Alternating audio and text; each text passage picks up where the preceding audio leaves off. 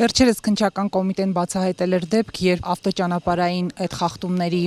տուգանքները վերագրվել էին այլ վարորդների, այլ քաղաքացիների։ Այդ դեպքով ձեր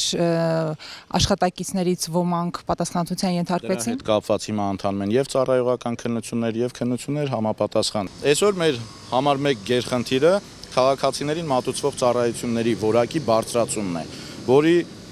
ահավասիկ մեկը հենց կոնկրետ այս Կոտայքի տարածաշրջանում այս նոր շենքի բացումն է։ Պարոն Տոնոյան, չեն դադարում բողոքները քաղաքացիներից այն արդի, որ ճանապարհային ոստիկանները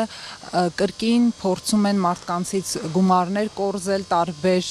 ձևերով։ Այս խնդրի դեմ դուք պայքարում եք եւ ինչ եք անում։ Ինչ վերաբերում է ձեր մատնանշած քայլերին, ապա դրա դեմ ոստիկանությունը մշտապես պայքարում է եւ յուրաքանչյուր ահազանգ, յուրաքանչյուր դիմում, յուրաքանչյուր հայտարարություն համապատասխան ծառայությունները եւ մարմինները զբաղվում են դրանցով։ Եթե կոնկրետ առարկայական ինչ-որ դուք նկատի ունեք որևէ ինչ-որ կոնկրետ դեպք, ապա խնդրեմ կարող եք դիմել, հայտարարություն տալ եւ դրանով կզբաղվեն համապատասխան մարմինները։ Քանի նման դեպք եք դուք բացահայտել ձեր աշխատակիցների շրջանում եւ քանիսն են պատժվել կամ ինչ-որ պատասխանատվության ենթարկվել։ Ես հիմա իրավասու չեմ, նմանատիպ տեղեկատվության եւ ամբողջական չեմ տիրապետում, որpիսի ես ձեզ ներկայացնեմ ամբողջ ոստիկանության եւ ճանապարհային ոստիկանության նմանատիպ բացահայտված դեպքերի հետ կապված։ Ստացվում է չնայած բարեփոխումներին եւ ոստիկանությանը պարբերաբար գումարներ տրամադրելուն, բարեփոխելուն այդ խնդիրը, այսպես ասած, չի լուծվում։ Չէ, կոնկրետ որ խնդիրը։ Խնդիրը լուծվել է քաղաքացիների կողմից կոնկրետ վերջի 2012 թվականից ի վեր սկսված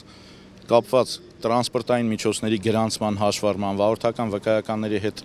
հատկացման հետ գործընթացը բավականին նոր ընթացակարգերով է պայմանավորված, հոսքագիծ եղանակով, որ քաղաքացին, ես ձեզ հիմա կարող եմ ներկայացնել, ինչպես տրանսպորտային միջոցը, երբ որ գալիս է, արդեն քաղաքացին առանց մի որևէ վայրկյան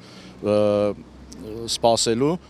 տրանսպորտային միջոցը զննվում է, նրան տրվում է արձանագրություն։ Ես հիմա արձանագրությունը նաև ձեզ ցույց կտամ, որում նշված են քաղաքացու գործողությունները, կոնկրետ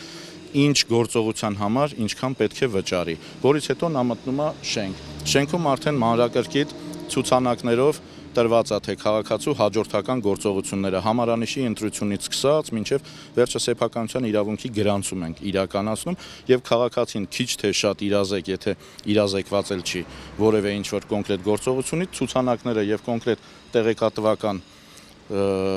այդ ցուցանակների միջոցով նա հանգիստ իր գործընթացը կատարում է եւ որը ինչ-որ կարելի ասել բացառում ենք, եթե տրանսպորտային միջոցի գրանցման ու հաշվառման դեպքում ինչ-որ մի այլ շարժ